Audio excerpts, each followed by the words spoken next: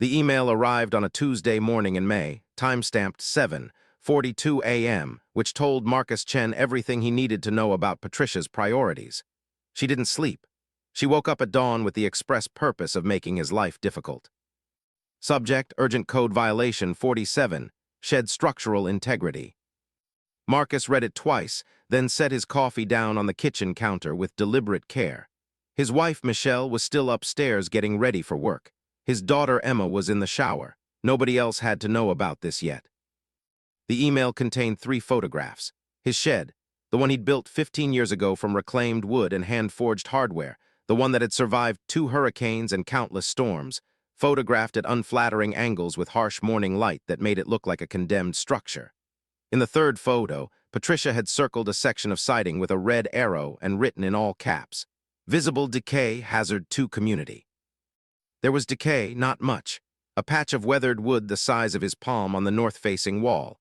Any shed in Florida had weathered wood. It was called living in Florida.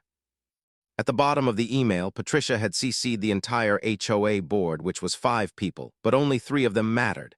Herself, treasurer; Richard Hoffman, president, retired engineer, Patricia's ally; and Marion Whitmore, secretary, who occasionally voted against Patricia out of principle, but not often. The other 2 board members were decorative.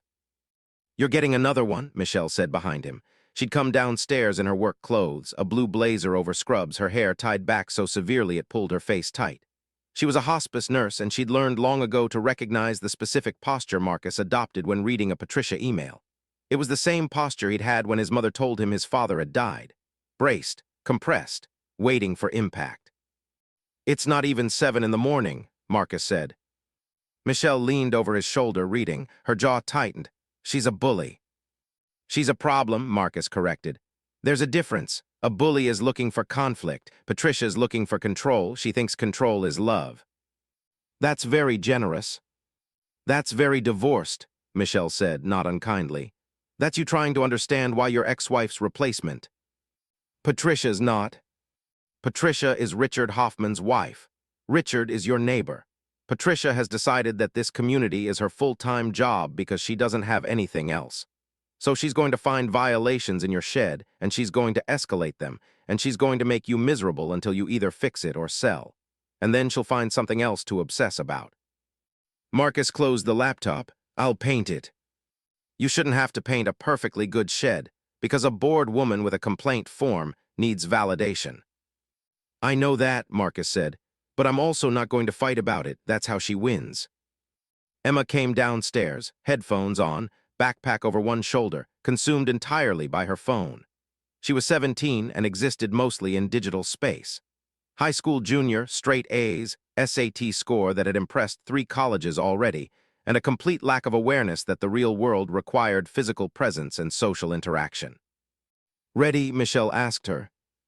Emma made some non-committal sound and headed toward the garage. Michelle grabbed her keys and turned back to Marcus. "Don't fix the shed." "Michelle, I'm serious. Don't fix it. Let her come all the way. Let her take you in front of the board. Let people see what she actually is." "People already know what she is. They just don't care." "Then make them care." Michelle kissed his forehead, a gesture that had meant something different 15 years ago when they were still new, before children and mortgages, and the slow understanding that love and compatibility were not the same thing. "Don't let her win by not fighting. That's just letting her win a different way." She left. The house settled into the silence that Marcus had come to love and dread in equal measure. A widower's house, even when it wasn't. The space had expanded after Emma was born, and it never contracted properly after the divorce. There were rooms he barely entered. He opened his laptop again and reread Patricia's email. Then he clicked reply, took a breath, and typed. "Patricia, thank you for bringing this to my attention. I'm aware of the weathering on the north wall and have it on my list for maintenance this month. The structure is sound. I'll have it painted within 2 weeks. Best, Marcus." He read it 3 times. He deleted best and replaced it with regards. He deleted that and left it as Marcus because he wasn't going to pretend they were on friendly terms. Then he sent it. 5 minutes later, Patricia replied. 2 weeks is not acceptable. Code violations require immediate remediation. I'm scheduling an inspection for this Saturday at 2 p.m. The board will be notified. If you have questions about the severity of this matter, please review Section 7.3 of the covenant, which you agreed to when you purchased your property. Marcus put the laptop down. He'd agreed to the covenant. He'd read it once 15 years ago at closing, thinking it was a formality. Standard stuff. Don't paint your house neon pink. Don't keep farm animals. Maintain your property. Reasonable things. Patricia had rewritten it in her head into the Geneva Convention. He spent the morning taking measurements. He priced paint and supplies. A few years ago, he would have built new siding himself, reclaimed wood from some salvage place, made it an event. Now he just wanted it done. He called a painter he knew, got a quote for Saturday morning, a gamble, but a good painter could do it fast, and sent it to Patricia before she could schedule her inspection. Saturday 10 a.m. to 2 p.m. All exterior weathered siding will be scraped and repainted. Will be complete well before your scheduled assessment. Patricia responded within minutes. I'll be observing the work to ensure it meets code. Of course she would. Saturday morning arrived hot and humid, the way Florida mornings in May always are, like stepping into a living mouth.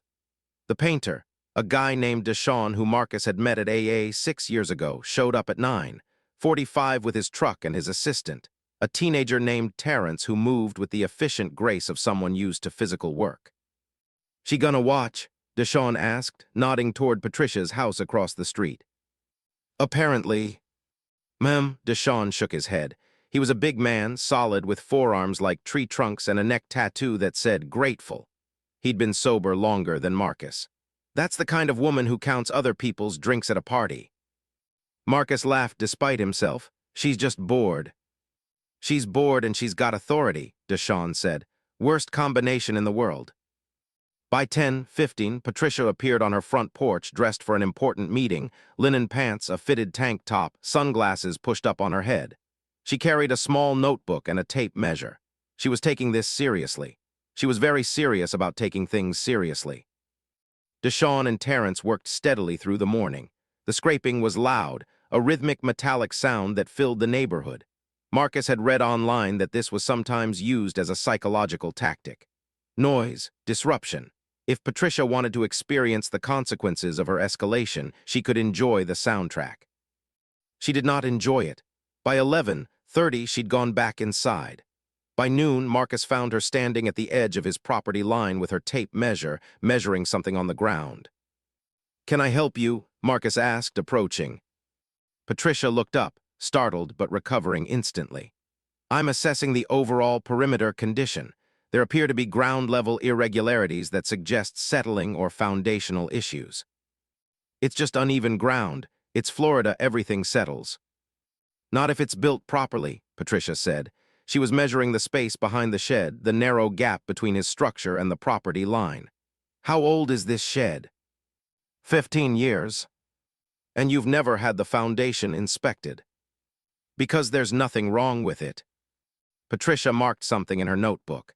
The board might want a structural engineer to evaluate it for insurance purposes.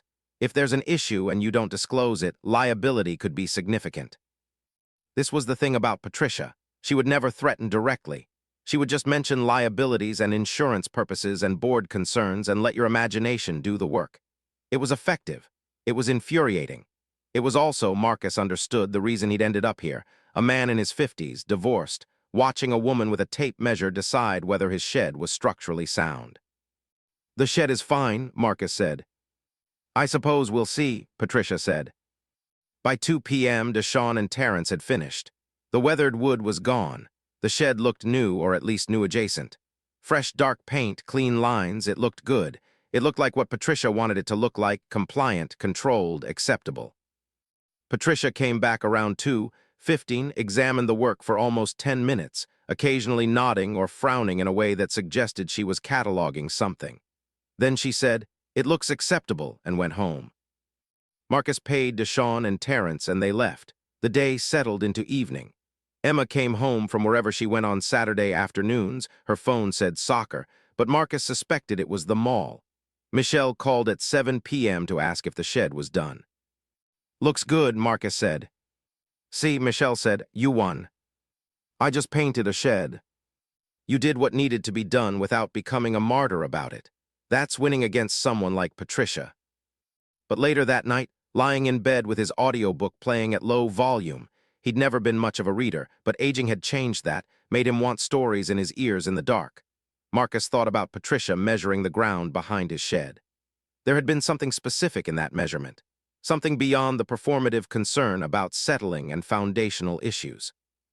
He pulled up Google Maps and looked at the satellite view of his property. The lot was 1/3 of an acre, positioned awkwardly on a corner. The shed sat in the back, and behind it, the thin line of his property boundary abutted the green space that belonged to the community. He'd never paid much attention to it. It was just the edge, the place where his ownership ended and the HOA's common area began. He closed the app and went back to his audiobook. Some things weren't worth thinking about.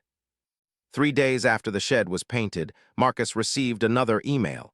This one was addressed only to him, not to the board. Subject: follow-up structural assessment recommended. Hi, Marcus, it began, which was deeply unsettling because Patricia never called him Marcus. She called him the homeowner, or the property owner, or sometimes just looked at him with the expression of someone noticing something in their yard. I've been thinking about the foundation concerns I noticed last Saturday. I really do think a structural engineer should evaluate that shed. I'd be happy to recommend someone. The initial assessment is usually complimentary, and it would just give us all peace of mind. Let me know. Patricia. Marcus did not respond. He ignored it for 2 days, then he ignored it for 3 more days. By day 7, he'd stopped thinking about it. Then on a Tuesday morning, exactly 1 week after the painting was complete, Marcus was reading the news on his porch with coffee when he noticed Patricia in the far corner of the community green space, approximately 50 feet from his property line. She was walking the perimeter, very deliberately, taking photographs. He went inside and texted Emma, "Taking you to school today. Get ready." She responded with a question mark. This was typical for Emma, who preferred to text in nonlinear fragments the way people thought. He texted back, "Now, 10 minutes." He didn't want to know what Patricia was doing. More importantly, he didn't want her to know he knew. But Emma was sick at school, food poisoning turned out, and Michelle had to pick her up at 11 a.m., and by then Marcus's phone had blown up with a message from Deshawn. "Dude, your HOA lady is in your yard with a backhoe."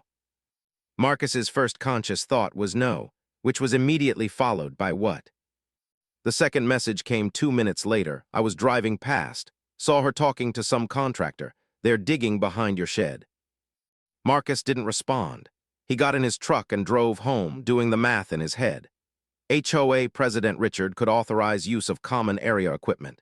If Patricia was his wife and Richard had given her permission, then technically she had authority to access the community equipment. But digging behind his shed suggested she was in his yard, not the community space. Unless the property line was in question. He drove faster. When he turned onto his street, he saw the yellow backhoe immediately, parked against the edge of the green space, its bucket extended. Patricia stood 20 feet away, watching, with a young man in work boots holding a survey rod.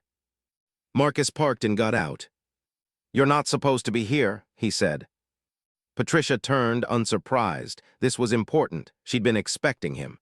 "I'm on community property," she said, "and I'm exploring a potential structural concern that relates to a property adjacent to this space. I have every right." "You have a backhoe?" "I had a hunch," Patricia said. "About the property line, I thought I should have it surveyed. Turns out I was right to be concerned." The young man with the survey rod looked deeply uncomfortable. "There's a discrepancy in the records," he said to Marcus, not to Patricia. "The current plat shows the line here." He pointed to the green space, roughly where the backhoe was positioned, "but the original deed from 1962 shows it here." He moved his rod about 8 feet to the west, directly behind the shed. Marcus felt something cold settle in his chest.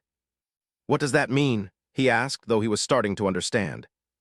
"It means," Patricia said, answering for the surveyor, "that your shed might be partially on common property, which would be a covenant violation of significant magnitude, which is why the board needs to investigate." "You did this without telling me." "I'm telling you now," Patricia said. "I scheduled the survey as a routine assessment of community boundaries. I didn't know I'd find anything. I was as surprised as anyone." This was a lie. She had orchestrated this entirely. The measurement behind the shed, the tape measure, the careful notes. She had been looking for this specifically. "I need you to stop," Marcus said to the surveyor. He's been hired to complete a survey, Patricia said. By the HOA, that means it's not your call. It's my property.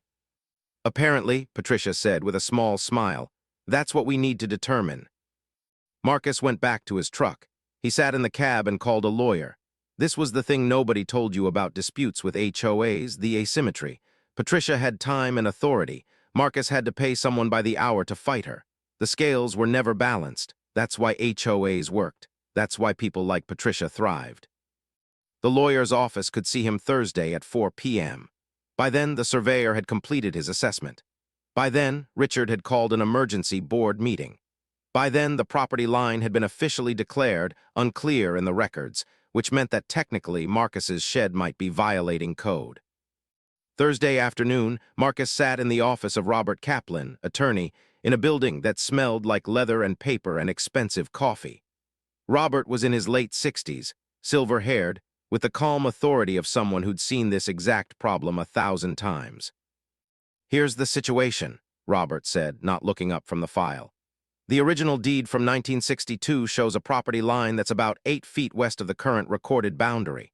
The community development was established in 1998, which means there was probably a replatting that adjusted boundaries. The discrepancy likely exists in the county records, or it was never formally corrected. It's a paperwork issue. Can I fix it? You could file a quiet title action, Robert said.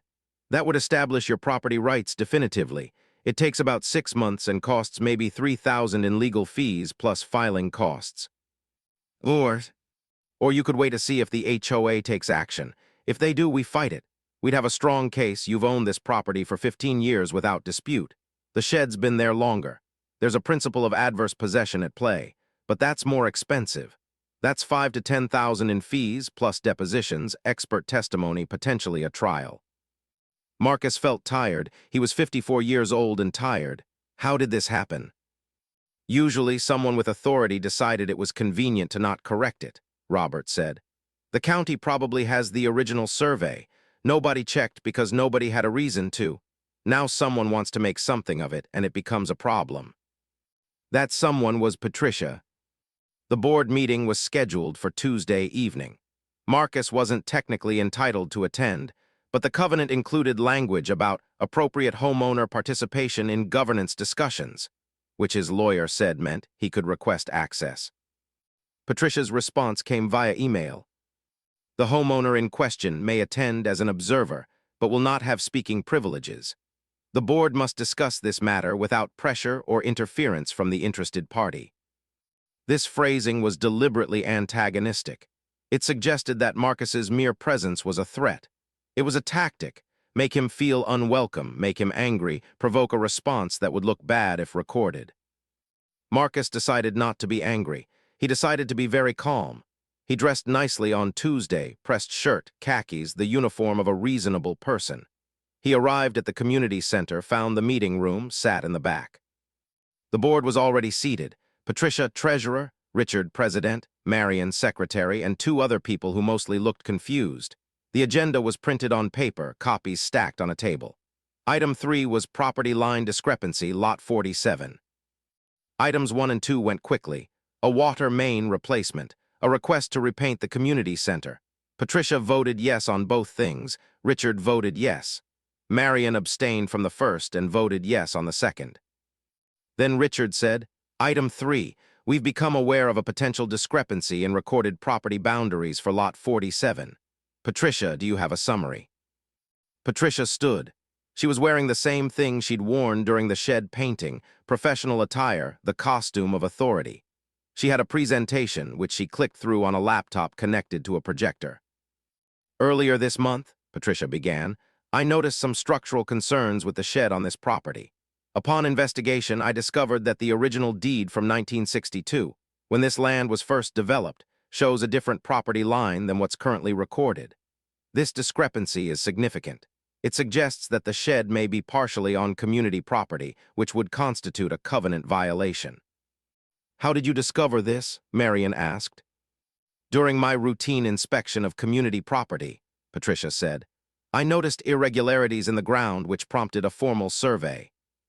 Marion glanced back at Marcus. It was a look that said, she engineered this. "What's the financial exposure?" Richard asked. "That depends," Patricia said, "on whether we want to pursue removal of the shed or whether the homeowner could bring his property into compliance." "Removal," Marcus heard himself say this from the back, and immediately Richard raised his hand. "The homeowner will wait for appropriate opportunity to speak," Richard said. "This is his property we're discussing," Marion said. "He should have the right to respond." "He can respond when I call on him," Richard said. Patricia continued. "The options would be, first, removal of the shed, second, relocation of the shed to ensure full compliance with property boundaries. Third, if the homeowner disputes the property line, he could pursue a quiet title action at his own expense." "How much would relocation cost?" Marion asked. "A few thousand," Patricia said. "More if we need to disassemble and rebuild. The shed was built from reclaimed materials. It wouldn't survive a move." This was true. Marcus knew this. The shed's structure depended on the way he'd built it, using the specific materials and the specific positions he'd chosen. Moving it would be like trying to transplant a tree that was already rooted deep. So the homeowner's choices are: spend $6,000 to $10,000 on a quiet title action, spend $3,000 to $5,000 relocating a shed to a location where it probably won't fit, or remove it, Marion said flatly. "Essentially, yes," Patricia said. "Can we table this for a month?" Marion asked. "Give him time to consider his options." "I think the violation is serious enough that it should be addressed quickly," Richard said. He looked at Patricia. "Has the homeowner been given formal notice?" "He has," Patricia said. "I'm now requesting that the board vote to issue an official notice of violation, requiring remediation within 30 days. "Second," Richard said immediately, like they'd planned it. "That's fast," Marion said. "That's procedure," Richard said. The vote was 3-1, with Marion voting against it. Patricia and Richard voting for it, and one of the confused board members voting yes because Richard had suggested it. Then Richard said, "Marcus, would you like to address the board?" Marcus stood. He took a breath. He thought about what Michelle had said about not letting Patricia win by not fighting. He also thought about Robert's assessment. "You have a strong case, but it's going to be expensive." "I've owned this property for 15 years, Marcus said. "My shed has been there for all of that time. I've never received any kind of notice about a property line issue. I think this is being weaponized against me because I've refused to participate in a conflict with a board member. If the property line is genuinely in question, then we should get clarity through the proper legal channels, not through HOA intimidation." Richard's face tightened. "That's quite an accusation." "It's an observation," Marcus said. "I'm filing for a quiet title action. I'll see you in court." He left. By Friday, he had a formal notice of violation in his mailbox. By Monday, he'd signed the paperwork for the quiet title action. By Wednesday, Patricia had filed a motion with the county to force the sale of his property through the HOA to recover code violation remediation fees and board investigation costs, which totaled approximately $8,000. She was escalating. This was no longer about a shed. This was about control. This was about winning. And Marcus, sitting in his lawyer's office reviewing the documents, understood something crucial. Patricia wasn't going to stop. She would keep escalating until either he was broken or she was forced to stop. There was no middle ground with people like her. "We're going to need an expert witness," Robert said. "Someone from the state surveyor's office. I'd estimate total legal fees at about $12,000 by the time we're done." Marcus nodded. This was what it cost to fight someone with unlimited time and the authority of the HOA behind them. That night he went out to his shed and sat on the small stool he kept there, surrounded by tools and the smell of oil and old wood. He thought about the land this shed sat on. He thought about the original owners, back in 1962. He thought about all the people who'd lived on this lot and whether they'd ever thought about where exactly their property ended and someone else's began. The discrepancy had probably existed for 60 years, unnoticed. It only mattered now because Patricia had decided it mattered. He ran his hand along the wall, along the weathered wood that predated this shed, that he'd salvaged from a barn that was being torn down. The history was literally built into the structure. Moving it would destroy it. He stood up and walked to the back, the part of the shed that supposedly extended onto community property. In the gathering dusk, he couldn't see where the violation was exactly. The ground just looked like ground. He pushed against the back wall. The structure held solid. 15 years of Florida sun and rain and heat, and it was still standing. He went back inside. The next morning, he called Robert and asked for one more thing. Can you find out who did the original survey in 1962? Who surveyed this land before the development? I can try, Robert said. Why?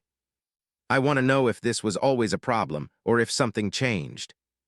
It took a week. Robert called back on a Friday. The original survey was done by a guy named Harrison Wells. He died in 1987, but I found his company records in the county clerk's office. There were notes about boundary issues with several properties. Looks like the developer cut corners on some of the measurements when he replatted in 1998, but he never corrected them officially because he was bankrupt by 2000. So everyone's property lines are probably wrong, Marcus said. Probably, Robert agreed, but it only matters if someone makes it matter. That weekend, Marcus called Michelle and asked her to coffee.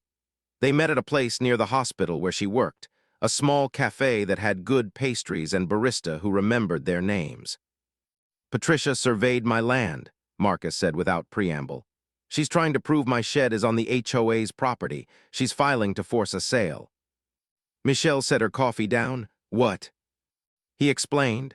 He told her about the discrepancy, the quiet title action, the legal fees, the weaponization of an administrative process. Michelle listened the way she always listened, completely without interruption, her full attention. You should move, she said when he finished. What? Sel, get out. This is your life now if you stay. Fighting with Patricia, fighting with the HOA, $15,000 in legal fees. For what? For a shed. For my property, for the principal. The principal will cost you your peace, Michelle said. I see people die, Marcus, people who spent their last days fighting about things that didn't matter. Money, property, pride. They die mad about it. Is that what you want? I don't want to be bullied off my property. You don't have to be bullied, Michelle said. You can just decide it's not worth it. That's not the same as losing. But it was the same. Marcus knew it was. Because once Patricia won, she would own the precedent. She would own the method. She would do it to someone else and then someone else until everyone in the community was terrified of her. I'm fighting, Marcus said. Michelle stirred her coffee. She didn't tell him he was wrong. She just said, then you better win, because if you lose, I don't know how you'll recover from that. She was right about that, at least. The quiet title action moved slowly, the way legal processes do. Depositions were scheduled. Expert witnesses were called. Patricia hired her own lawyer, a man named Jerome who specialized in HOA disputes and treated them like military campaigns. In the legal filings, Marcus became the respondent, and Patricia became the interested party. The shed became the disputed structure. 3 months into the case, Marcus's lawyer called with something unexpected. I want you to come look at something, Robert said. I'm at the county clerk's office. Can you get here this afternoon? Marcus took off work early. He found Robert in the basement archives, a windowless room that smelled like dust and forgotten things. Robert was holding a folder, and his expression suggested he'd found something that changed the conversation. I was pulling the original survey records for your property, Robert said. Looking for inconsistencies, I found this. He laid out an old map from 1962, hand-drawn and signed by Harrison Wells, the surveyor who died 30 years ago. The property lines were clearly marked. But what caught Marcus's attention was the notation in the corner. Structure noted, underground tunnel system, location unknown, purpose unknown, likely pre-Civil War. What? Marcus said. Look at where he marked it, Robert said, pointing. Right behind where your shed is now. Marcus leaned closer. The notation was vague, just a small circle in the area behind the shed with a question mark in that phrase. Structure noted, underground tunnel system, location unknown, purpose unknown. Why would a surveyor note this? Marcus asked. Because it would affect property value, Robert said. If there's an underground structure, it creates complications. But then someone, probably the developer, decided it wasn't worth investigating. It wasn't on any of the subsequent surveys. It was just erased from the record. So there's something under my property. Possibly, Robert said. Or possibly it was just something Wells thought he found and nobody else bothered to verify. But it's on the original survey. It's part of the record.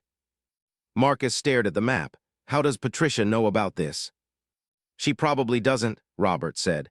This is in the basement archives. It's not in the official public records. You have to know to look for it. What do we do with this? I don't know yet, Robert said.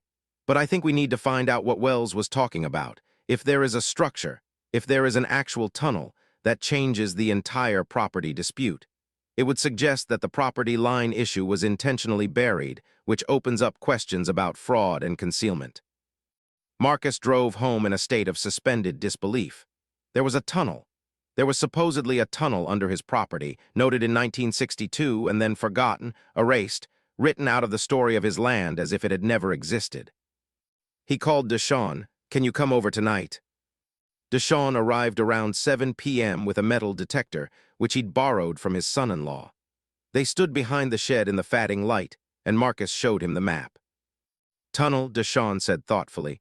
Pre-Civil War. Florida didn't have many of those. This state was all marshland and Indians back then. I know, that's why I'm confused. They started where the map indicated. The metal detector swept across the ground, clicking occasionally on roots and small stones. After 30 minutes, they had found nothing. They expanded the search area, went wider, went deeper. Still nothing. Could be the survey was wrong, Deshawn said. Could be Wells misread something. But Marcus didn't think so. Harrison Wells had been precise enough to note it, precise enough to mark it on a map that was still legible 60 years later, precise enough that someone, at some point, had decided not to check his work. The next morning, Marcus went to the library. He spent 4 hours going through microfilm from the 1960s, local news, property records, announcements. He found nothing about a tunnel. He found nothing about his property specifically. Just the normal bureaucratic silence that covered property changes and boundary adjustments. That afternoon, he called Robert. Can we file a subpoena for Harrison Wells's original survey notes? Not just the map, the actual documentation of what he observed. Already done, Robert said. I called the county this morning. The original records were destroyed in a flood in 1978. The map is all that survives.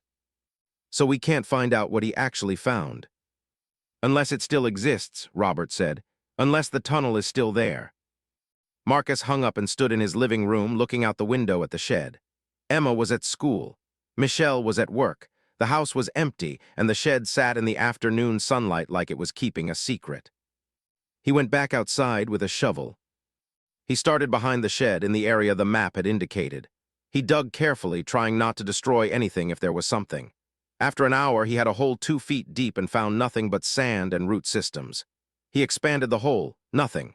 He moved 10 feet to the west, still nothing. By the time it got dark, he had 4 holes dug in a small grid pattern, and he was covered in sweat and dirt, and there was nothing. He sat on the edge of one of the holes and tried to think like Harrison Wells, like a surveyor from 1962. What would make you mark a location as an underground tunnel? What would you see that would create that note? Maybe the ground itself, a depression, a settling, something that suggested a void below the surface. He went inside and called Patricia. It took her 3 rings to answer. I need you to stop the backhoe, Marcus said, and I need you to not disturb the ground behind my shed. I'm not disturbing anything, Patricia said. That survey is complete. There's a notation on the original property survey, Marcus said. From 1962, there's something under that ground, something underground. If you're about to dig for the property line, you might hit it. What kind of something? Patricia asked, and there was something in her voice, a shift from casual dominance to something more focused. Interest, curiosity, or hunger. I don't know, Marcus said. The notes say tunnel pre-Civil War. The original surveyor marked it, and then nobody followed up. You're lying, Patricia said, but she didn't sound convinced. I'm not. You can look at the county records. The 1962 survey by Harrison Wells. There's a notation in the margin, behind my shed. Patricia hung up. He didn't hear from her for 3 days. Then Robert called. Patricia's filed a motion to delay the quiet title action for 90 days, pending a full historical and structural investigation of the property, Robert said. She's claiming that if there's a pre-Civil War structure on the property, it might be archaeologically significant, and that would create a whole new layer of regulatory requirements. Is she right? She might be, Robert said. If there actually is a structure and if it's of historical significance, the State Historical Preservation Office could get involved. That would definitely complicate things. So she stopped fighting me to find out what's there. Apparently, Marcus went home and looked at the holes he'd dug. They looked foolish in the daylight, random, desperate. He filled them in. That weekend, he took Emma and went hiking at a state park. She didn't want to go, not really, but he insisted, and he brought her favorite coffee and they drove for an hour. At the trail, she spent most of the time on her phone, but occasionally she'd put it away and look at the landscape. "Why are we really here?" she asked. "Do I need a reason?" "You're stressed. You get weird when you're stressed. You take me places and pretend it's normal." Marcus laughed. "Is that a problem?" "No," Emma said. "It's fine. It's just a thing you do." They walked the trail. It was a good trail, well-maintained, leading through pine forest down to a small lake. There were other people on it, a couple, an older man with a dog, a woman with a camera. "Mom said you're having a legal fight," Emma said. "Where did she say that?" "I overheard something about an HOA lady and a property line." "It's complicated." "Is it about the shed?" "It started about the shed." Emma nodded, processing. She was so much like Michelle, she got to the center of things quickly. "Are you going to lose?" "I don't know," Marcus said. "What happens if you do?" "I'd probably have to move." Emma was quiet. Then, "Do you want to move?" "No." "So you have to win." "I have to fight," Marcus said. "Winning is separate." They got back to the truck at sunset. On the drive home, Emma fell asleep against the window. Marcus drove with one hand and thought about tunnel systems and property lines and the way people buried things, literally and figuratively, when it became convenient. His phone rang through the truck's speakers. "Patricia." "I've been speaking with the state," she said without preamble. "If there is a historical structure on this property, it creates what's called a critical area. The state will want to investigate. They'll want to excavate. It's a process that typically takes 6 months to a year." "Okay," Marcus said. "Which means," Patricia continued, "that your quiet title action will be postponed. Which means that you can't sell your property and you can't make any significant improvements to it. You're stuck in limbo while the state does archaeology." "Are you warning me or threatening me?" "I'm explaining the consequences of what you've started," Patricia said. "I hope you understand the magnitude of what digging up a potential historical site will mean for your property value, for your ability to refinance, for your daughter's inheritance." Then she hung up. Emma was still asleep in the passenger seat. Marcus drove carefully, thinking about the way Patricia had invoked Emma, his daughter, the future, the long chain of consequences that stretched beyond his own lifespan. He thought about what Michelle had said about dying mad about property. He thought about being stuck in limbo, unable to move forward or backward. He pulled into his driveway and sat in the cab, engine running. Behind the truck, in the darkness, the shed was just a shape. Behind the shed, the ground held its secrets. He got out and left Emma sleeping. He walked around back with a flashlight. The holes he'd filled in had left slight depressions in the lawn. He stood at the one he'd dug furthest back and just looked at it. "Find anything?" Marcus spun around. Deshawn was standing at the property line, holding his own flashlight. "How long have you been there?" "About 30 seconds. You're digging at night now." "Just thinking." "Uh-huh," Deshawn walked over. "Patricia called my wife, asked her if I'd said anything about digging out here, about a tunnel." "What did your wife say?" "That I don't talk about other people's business. But it made me think, why's Patricia so interested in what you're doing? Why's she calling people?" "She's trying to find out if there really is a tunnel," Marcus said. "Is there?" "I don't know. There's a notation on an old survey." Deshawn looked at the shed. He looked at the ground. "My grandfather," he said, "lived in this neighborhood back in the 50s, back before it was a nice community, before it was developed. He worked construction. He used to tell stories about tunnels." "What kind of stories?" "Underground passages, running through the neighborhoods. He said they were slave routes, places where people hid when they were escaping. He said this whole area used to be part of a network. He said before the development, when they started building the community, they filled some of them in." Marcus felt something shift in his chest. Did he ever talk about specific locations? "One of them," Deshawn said. He said there was one that ran behind the properties on Cypress Street. He said the developers capped it off in the 60s, covered it up. He said you could still find it if you knew where to look. Cypress Street, Marcus said quietly. That you? Deshawn asked. That's me. They stood in the darkness, two middle-aged men on a lot that had been surveyed and resold and forgotten for 60 years. Behind them, the shed held its angles. Below them, the earth held its secrets. You're going to have to dig, Deshawn said finally. You're going to have to find out what Patricia wants to hide. Or I could just move, Marcus said. You could, Deshawn agreed, but she'd still win. Deshawn left. Marcus went back inside where Emma was still asleep on the couch. He carried her upstairs to her room, tucked a blanket around her, and sat on the edge of the bed for a long time, just watching her breathe. Then he went downstairs, opened his laptop, and started researching slavery routes in Florida. Pre-Civil War passages, underground railroads that had never made it into the official histories because they didn't fit the official narratives. It was 3 in the morning when he realized what he was looking for. Not a property dispute, not a violation or a line drawn on a map in 1962. He was looking for a story that someone had deliberately buried, and Patricia, in her campaign to destroy his property value and his peace of mind, had accidentally uncovered it.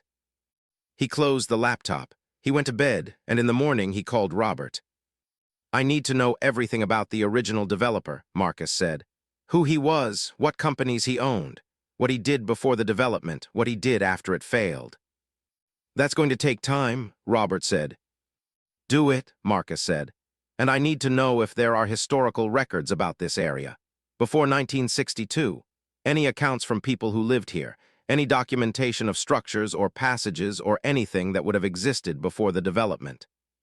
Marcus. Just do it, Marcus said. I think we're looking for something much bigger than a property line. Robert's research took 3 weeks. What he uncovered was a history that had been intentionally simplified, then buried. The original neighborhood, before the 1962 development, had been a thriving black community. It had schools and churches and small businesses. It had been known locally as the back country, which carried the specific Florida meaning of places where black people lived before integration. In 1960, a developer named Richard Kellerman bought up most of the land. In 1962, the neighborhood began to transform. The properties were subdivided. Restrictive covenants were implemented, though these had been quietly removed in 1968 after the Fair Housing Act. New houses were built. White families moved in. The original community was displaced, some voluntarily, some through legal pressure, some through the slow economic strangulation of property taxes rising as neighborhood values rose. But the developer's records, which Robert found in a private archive at a university, included notation of existing underground structures to be sealed. There were sketches, vague but present, passages running beneath the neighborhood, multiple access points. They had been identified, marked, and deliberately destroyed. Why? Marcus asked when Robert showed him the documents.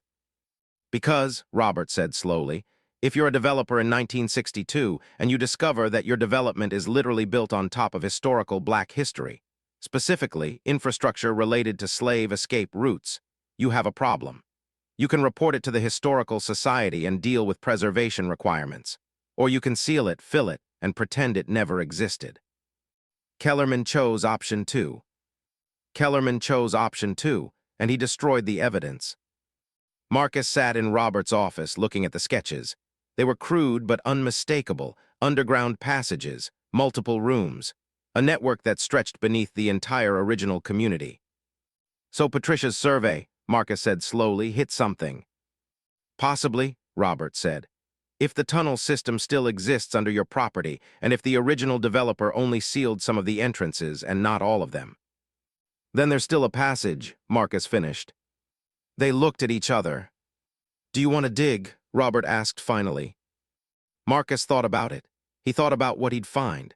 He thought about Patricia systematically destroying his peace to prove a violation that didn't matter. He thought about the original survey, about the notation that had been ignored for 60 years. He thought about the community that had been erased from this land and the structures that had been buried along with them. Yeah, Marcus said, I want to dig. They hired an archaeologist. Her name was Dr. Sarah Chen, and she worked with the University of Florida's anthropology department. She was in her 50s, Chinese-American, with the focused intensity of someone who'd spent her career uncovering things people wanted to keep buried. Marcus met with her at his property, showed her the maps, the developer's notes, the original survey. "This is significant," she said immediately. "If this network exists, and if it's documented in historical records, we need to proceed very carefully. These structures are potentially part of Florida's underground railroad heritage. They're protected sites." "What does that mean practically?" Marcus asked. "It means we don't just dig," Sarah said. "It means we document, we map, we follow proper archaeological protocol. It also means that once you find it, you can't just bury it again. The state will want to know about it. The Historical Society will want to know about it. It becomes part of the public record." "Patricia will know about it," Marcus said. "Almost certainly," Sarah said. "But if you report it through the proper channels with me as the lead archaeologist, then the discovery isn't a violation of code. It's a historical finding. The implications change completely." They started on a Saturday morning. Sarah brought equipment, ground-penetrating radar, shovels, screening equipment, a two-person team of graduate students. Patricia, predictably, showed up immediately, standing at her property line with a camera, photographing everything. "You're destroying this neighborhood," she called out. Marcus ignored her. They used the ground-penetrating radar first. Sarah ran the scanner in a grid pattern, starting behind the shed, expanding outward. The results came back showing what looked like an underground void about 15 feet down. "There's something," Sarah said, studying the readout. "There's definitely something." She consulted her map, the original survey, the developer's notes. She marked a spot about 20 feet behind the shed, slightly to the west. "Here," she said, "let's start here." They dug carefully, removing soil in layers, screening it for artifacts. Down 3 feet, they found nothing. At 5 feet, they started finding pieces of brick. At 7 feet, they found a sealed entrance, a doorway that had been deliberately filled in with concrete and rock. "It's real," Sarah said. One of the graduate students, a young woman named Maya, started documenting everything with photographs and measurements. Patricia had moved her position to get a better angle. She was photographing the excavation, photographing the entrance, photographing Marcus. "This is trespassing," Patricia called out. "This is destruction of community property." "This is behind my property line," Marcus called back. "And it's being done with archaeological oversight. If you have a problem, call the county." But Sarah had already called the county. She'd called the State Historical Preservation Office. By Monday morning, they'd had visits from both. By Monday afternoon, there was an official designation on the property, Area of Archaeological Significance, work to proceed under professional supervision. Patricia's quiet title action was immediately suspended. The HOA's enforcement action was placed on hold. Because once a site became archaeologically significant, property disputes became secondary to cultural preservation. They dug for 5 days. On the 4th day, they found the passage itself. It was narrow, maybe 5 feet wide, with a ceiling that was 6.5 feet high. The walls were brick. The passage had been partially filled with debris, but as they cleared it, the structure became apparent, intentional, constructed, part of a larger system. Sarah took samples. She brought in specialists. They confirmed the construction method matched mid-1800's work, not recent, not a hoax, authentic. On the 5th day, they found a room. It was attached to the main passage, accessible through a low doorway. It was maybe 12 by 15 feet with built-in shelves along one wall. There were artifacts, a metal cup, a piece of cloth, a button, a small wooden box containing what looked like letters, though they were too fragile to handle without conservation work. Sarah's hands were shaking when she pointed it out. "This is a safe house," she said. "This is part of the Underground Railroad. This was a way station for people escaping slavery." By the 6th day, there were historians on the property, state officials, media outlets with cameras. The local news picked up the story. Underground Railroad site discovered behind local shed. Lost history emerges in Florida neighborhood. Patricia stopped coming to the property line. The quiet title action was dismissed as moot. The HOA's code violation was rescinded because the site was now protected, and the shed was considered part of the archaeological context. Patricia, through her lawyer, filed a motion to restrict the excavation, arguing that it was destroying community property value. The motion was denied by a judge who noted that protection of historical sites supersedes property value considerations. Michelle came to see the excavation on a Saturday. Emma came too, documentarian on her phone, recording everything. Marcus gave them a tour of what had been found so far. "So she was trying to destroy this?" Emma asked, gesturing at the passage. "She didn't know it was there," Marcus said. "She was just trying to win a property dispute." "And accidentally uncovered American history," Emma said. "That's kind of poetic." The excavation continued for 3 months. The full scope of the network began to emerge, not just one passage, but evidence of several that connected the original neighborhood. Historians reconstructed the route. They identified potential way stations throughout the community. They traced the networks that had helped people escape north to freedom. Sarah's paper, published in a peer-reviewed journal, was titled Reclamation and Erasure, documenting underground railroad infrastructure in post-development urban contexts. Marcus wasn't an author, but he was thanked in the acknowledgments for the curiosity and persistence that led to the discovery of this significant site. The State Historical Preservation Office designated the entire area as protected. They worked with the HOA to create a small museum in the community center. They established a plaque on Marcus's property. Underground Railroad Site, Protected Historical Location, circa 1851-865.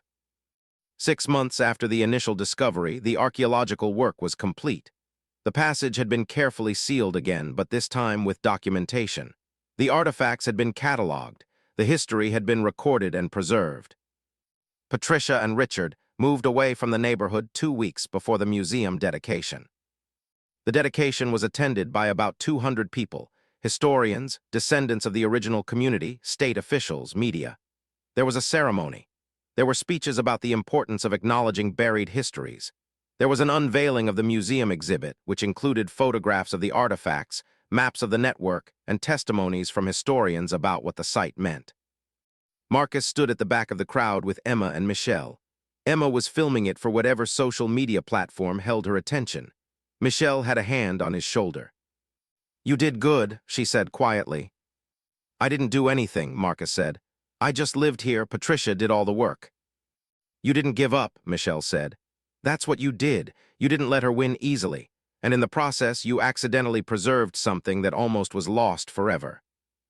The ceremony ended. People dispersed. There was a reception inside the community center with food and drinks. Marcus was approached by historians wanting to talk to him about the site, about what it meant, about the history of the neighborhood. He answered their questions. He pointed them toward Sarah. He listened to stories about ancestors who'd escaped, about journeys north, about lives that depended on the structures beneath the earth. Late in the evening, an older man, perhaps in his 70s, approached him. "I'm David Chen," the man said. "My grandfather lived in this neighborhood before the development, before they destroyed it." "I'm sorry about that," Marcus said. "You're not responsible," David said. "But you found it. You helped bring it back. That matters. My grandfather left here when he was 7 years old. He never came back. He died thinking this place was gone. But now his story is preserved. His history is here. That's not nothing." Marcus understood then what had happened. He'd won the property dispute not by fighting harder or being smarter, but by discovering something that made the dispute irrelevant. Patricia had tried to weaponize the land, and in doing so, she'd uncovered the truth the land was trying to keep. She'd become an archaeologist despite herself. That night he sat alone in the shed. It looked the same as it always had, but it was different now. It was a marker. It was a memorial. It was a gateway to the past. He thought about Harrison Wells, surveying the land in 1962, making a notation about a tunnel. He thought about the developers who'd sealed it. He thought about Patricia, with her tape measure and her email campaigns, unintentionally becoming the instrument of its recovery. He thought about Michelle telling him years ago that some people just aren't worth the fight. And he thought about being right to fight anyway, not because he won the property dispute, but because the fight had revealed something that deserved to be seen. The shed would always be his shed, but now it was also part of something larger. The story didn't end with the dedication. It transformed. 6 weeks after the museum opened, Marcus received a letter from a law firm in Jacksonville. It was from Patricia's lawyer, Jerome, and it was addressed to him regarding potential defamation and economic harm related to recent publicity. The letter claimed that the excavation had damaged the community's reputation, reduced property values in the immediate vicinity, and created liability for the HOA through the designation of a protected historical site. It cited Marcus's role in encouraging archaeological investigation as the proximate cause of these harms. It concluded with a demand for $250,000 in damages. Marcus showed it to Robert. Robert read it and laughed, a genuine laugh that he tried to suppress but couldn't. "This is frivolous," Robert said. "This is a Hail Mary from a lawyer who's been paid to do something. She doesn't have a case. Historical site designation is protected under state law. You have no liability for property conditions you discovered." She's grasping. "Can I countersue?" Marcus asked. "For what?" Robert asked. "Attorney's fees if the suit is dismissed without merit. Emotional distress would be hard to prove. She's already moved away, so ongoing harassment claims are weak." "I want to fight," Marcus said. "You already did," Robert said. "You already won. This is just her thrashing. Let it die." But it didn't die. Jerome filed a lawsuit. Patricia and Richard were listed as plaintiffs, along with the HOA Community Board. The suit alleged that Marcus had engaged in reckless advocacy for archaeological investigation that disrupted the peaceful enjoyment of common property and reduced community property values by an estimated 8–12%. The local news covered it. The story was picked up by some larger outlets. "Woman sues neighbor over accidental historical discovery." The comment sections filled with people taking sides. Some people thought Patricia was ridiculous. Some people thought Marcus had orchestrated the whole thing for property gain. Emma sent him a screenshot of a Reddit thread where people were debating whether he was a hero or a villain. The consensus was split, which meant no consensus at all. Michelle advised against responding publicly. "Let the lawsuit speak for itself," she said.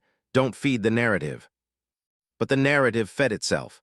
A documentary filmmaker from New York contacted Marcus, had seen the story, thought it was compelling, wanted to interview him. A history professor wanted him to speak at the university.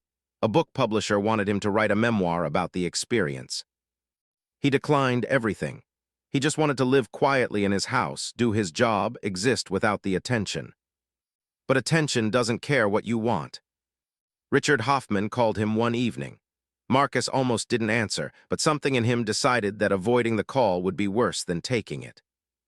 "I'm sorry about the lawsuit," Richard said immediately. "It wasn't my idea." "Okay," Marcus said. She's not handling the move well. She feels like she was wronged. Like the excavation was a personal attack. I know it wasn't. I know she brought it on herself." "Why are you telling me this?" Marcus asked. "Because I want you to know I'm going to drop the suit," Richard said. "I'm going to have my lawyer file a motion to dismiss our portion.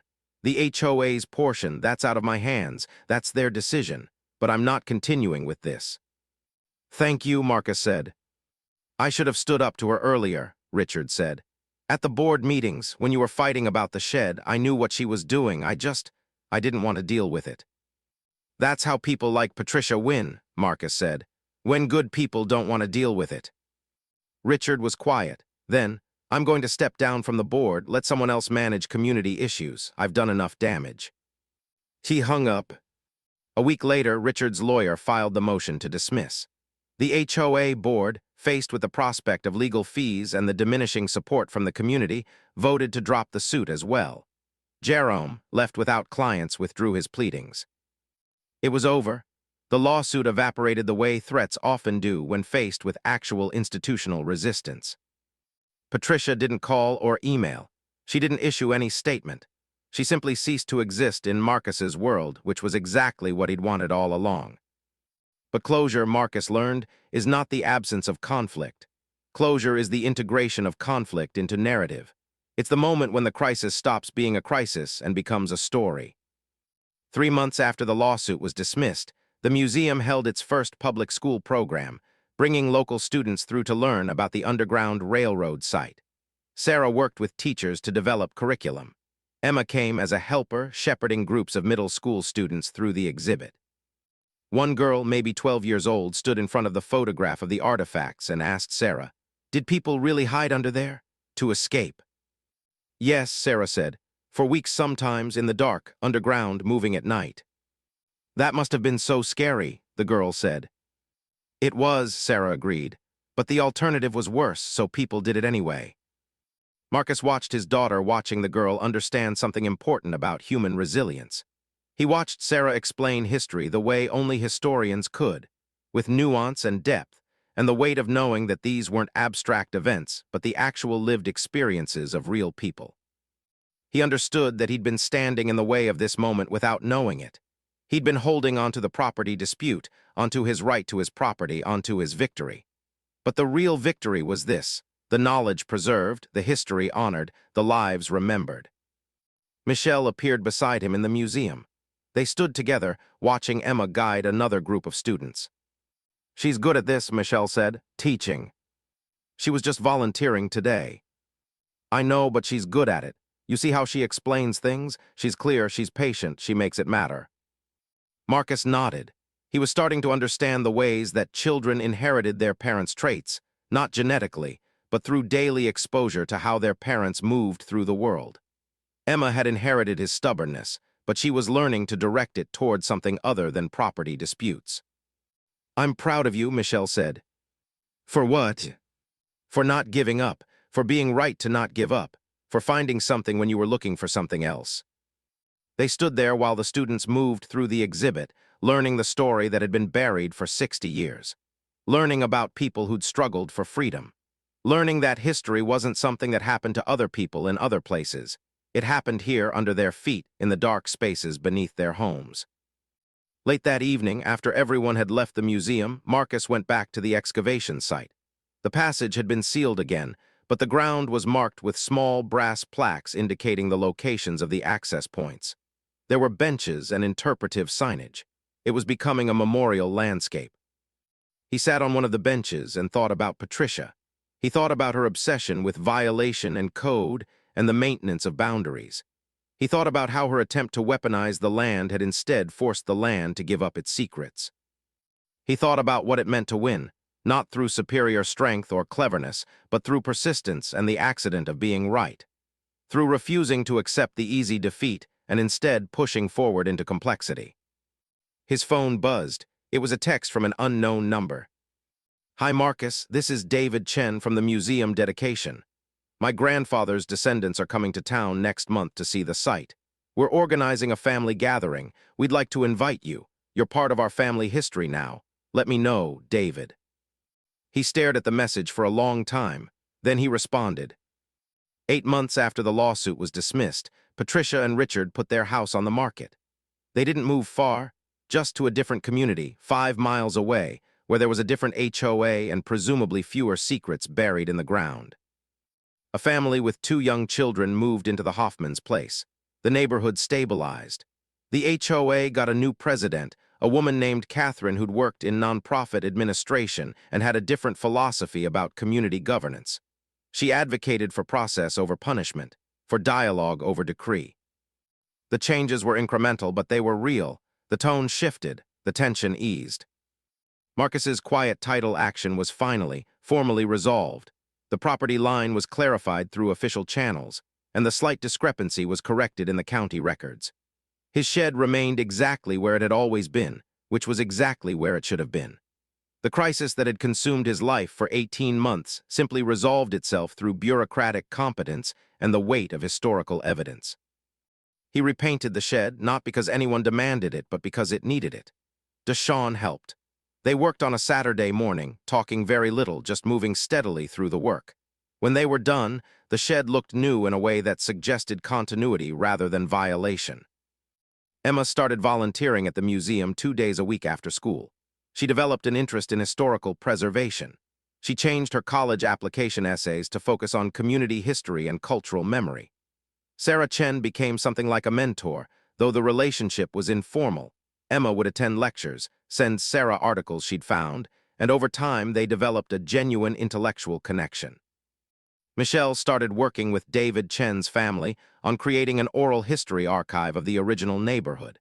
She recorded interviews with descendants, people whose grandparents or great-grandparents had lived in the back country before it was erased. She worked with Sarah to integrate those oral histories into the museum exhibits. What had started as a property dispute became a community project. What had been buried became visible. 1 year after the excavation began, the museum held a commemoration event.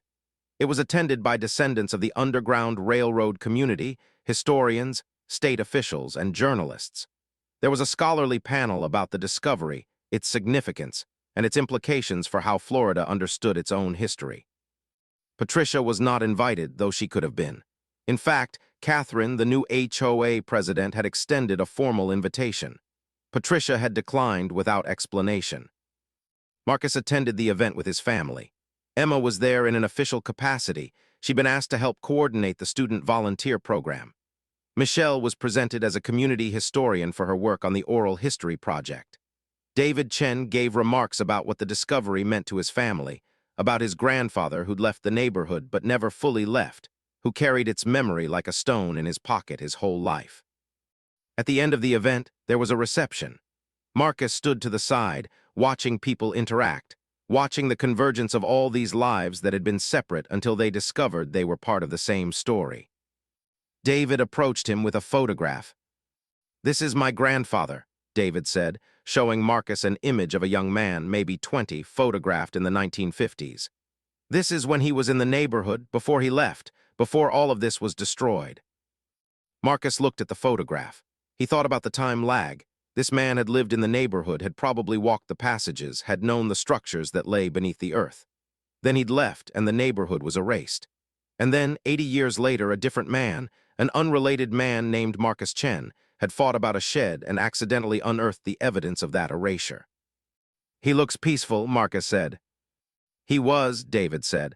"By the end, anyway, he made peace with what he'd lost, but he never fully recovered from the displacement. That's what I learned from the oral histories. These weren't just people who moved. They were people who were displaced. There's a difference." "I didn't know," Marcus said. "Most people don't," David said. "That's why the museum matters. That's why what you did matters. You preserved the physical evidence of what we're trying to remember." They talked for a while longer, and then Marcus excused himself. He needed air. He went outside to the community garden, a small green space that had been part of the original development and had gradually been transformed into a place where neighbors grew vegetables together. He thought about the word inheritance. He thought about the things that were passed down: property, wealth, trauma, resilience, stories. He thought about the way that Emma had inherited his stubbornness, but was learning to direct it toward preserving rather than protecting. He thought about what Michelle had said, about how he'd won not by fighting harder, but by discovering something that made the fight irrelevant. His phone buzzed. It was a message from Patricia. "I saw the news about the commemoration. I want you to know that I was wrong, about the shed, about all of it. I was trying to maintain order in a chaotic world, and I created more chaos. I'm sorry." Marcus read it 3 times. He thought about responding. He thought about accepting the apology or rejecting it, or telling her that the apology didn't matter because the outcome had been good regardless of her intentions. In the end, he just sent back, "Thank you for apologizing. I hope you find peace with whatever you're working through." He didn't hear from her again. 6 months later, Marcus was approached by a publisher about writing a book. Not a memoir, but more of a narrative account of the discovery and its implications. Marcus was initially hesitant, but Sarah and Michelle both encouraged him. "The story matters," Sarah said. "Not just the historical part, but the human part.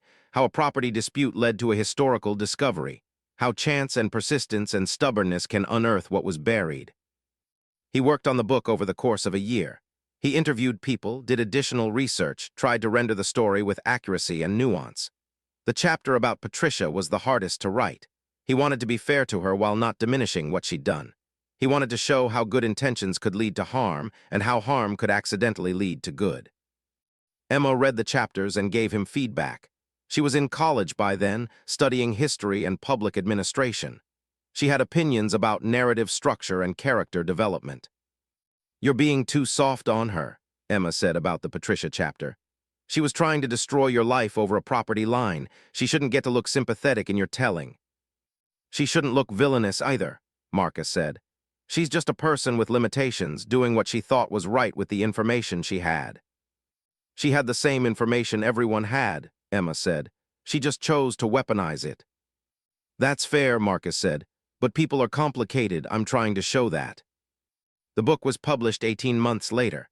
It sold modestly well, not a bestseller, but enough copies that Marcus occasionally got emails from people who'd read it. Some people were inspired by the historical discovery. Some people were inspired by the resolution of the property dispute. Some people just liked the story. Patricia sent him a letter, handwritten, addressed to his home. She thanked him for his fairness in portraying her, said she'd read the book and recognized herself in the character, but hoped that she could eventually become a different version of herself than what the book described. I don't know what happened to me, she wrote. How I became so obsessed with control, but your book helped me see it. I'm working with a therapist on it. I'm trying to be better. Marcus kept the letter in his desk. He didn't respond, but he didn't throw it away. 2 years after the excavation began, the site received formal recognition from the National Register of Historic Places. There was a ceremony, attended by historians and descendants and state officials. The museum received funding to expand its exhibits. Sarah received a grant to write a comprehensive history of the entire Underground Railroad network in Florida. Marcus was invited to give remarks at the expanded museum opening. He stood in front of a crowd of about 100 people and tried to explain what had led him here, to standing in front of people talking about history that had been buried. He talked about property and conflict, and the way that fighting for something you believe in sometimes leads to surprising places. He talked about Patricia, not by name but as a force, a person who pushed him toward conflict that revealed something neither of them had been looking for. He talked about how history wasn't something that happened in the past, but something that lived in the present, shaped by the choices we made about what to preserve and what to hide. I own a shed, he said, that sits on top of a passage used by people escaping slavery. I own it not because I'm special, but because I was stubborn enough to fight for something I believed in. In fighting, I discovered that the land I owned had a history that was being kept from me. And in uncovering that history, I became part of it. That's inheritance. That's how we're all connected to what came before. He looked out at the audience. He saw David Chen and his family. He saw Sarah and her graduate students. He saw Michelle and Emma. He saw the children who'd come to learn about the Underground Railroad. He saw the new community, the one that had grown around the discovery. What was buried can be recovered, he said, but only if we're brave enough to dig. That night he sat alone in the shed. It was quiet the way it always was. But now he could feel the history beneath his feet, not as an abstraction, but as something present and real. He thought about the people who'd hidden in the passages. He thought about their fear and their determination. He thought about the price they'd paid for freedom and the generations that came after them, carrying that memory forward. He thought about Patricia, digging with her tape measure and her obsession with boundaries. He thought about how she'd accidentally become an archaeologist. He thought about her apology letter and whether it meant anything or everything or something in between. He thought about inheritance, the things passed down through generations, the ways that the past lived in the present, the way that fighting for something you believed in sometimes led you somewhere you never expected to go. Outside, the neighborhood was settling into night. The community garden was closed, the benches empty, the museum lights dimmed. But the passages remained beneath the earth, documented now, preserved, known. Marcus had won his property dispute, but what he'd really won was something larger. He'd won the ability to see his own land clearly, to understand its history, to be part of something that mattered beyond himself. He closed the shed door and went inside. Emma was home from college for the weekend, asleep upstairs. Michelle was working a night shift but had left coffee ready for his morning. The house was full of the quiet that comes from people who love each other and don't need to explain themselves. He sat in the living room and picked up the book he was reading, A History of Reconstruction, of the period after the Civil War when the future was still being decided. He read about the choices people made, the institutions they built, the ways that power could be contested and sometimes redistributed. He read until midnight, then he went to bed.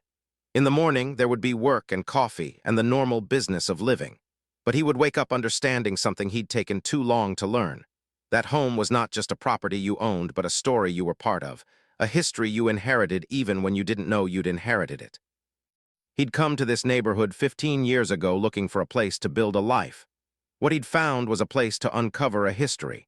What he'd lost in the process, his property peace, his suburban quiet, his ability to live in isolation, had been exactly what he'd needed to lose. The shed stood in the darkness, holding its angles, keeping its secrets. But the secrets weren't really secrets anymore. They'd been excavated and documented and preserved. They lived in the museum exhibits and the oral histories and the teaching programs.